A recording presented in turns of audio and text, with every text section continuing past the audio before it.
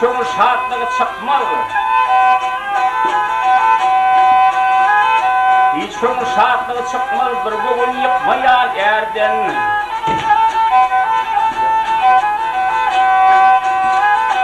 Yaxşılık tamahın etmem, yamanlık çıkmayan erden.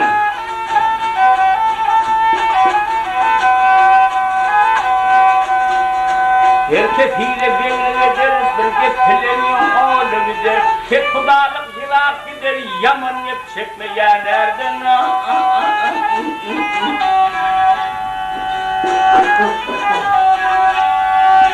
Yaxşı er il aybına smol görün, bilmem haram içmeli. Yaradan yağdığın esmir, göz yaşın dökmeyen erden.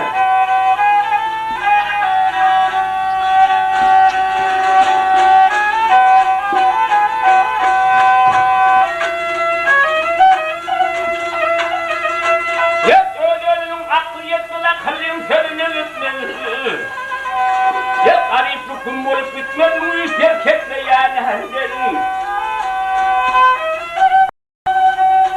Yigitler yapavını kurda derler, şiir avını, peygamber bir radyovunu yollaşa bakmayan herden.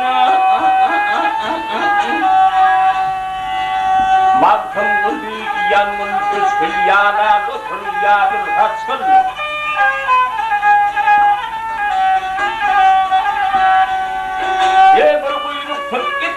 Sen nefihat yok mu ya nereden?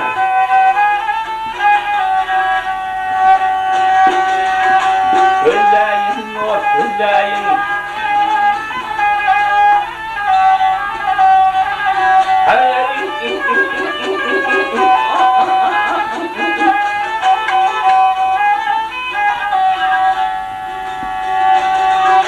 Yaradan yağdığın esmir, yaradan yağdığın esmir, göz yaşın dökmeyen erden.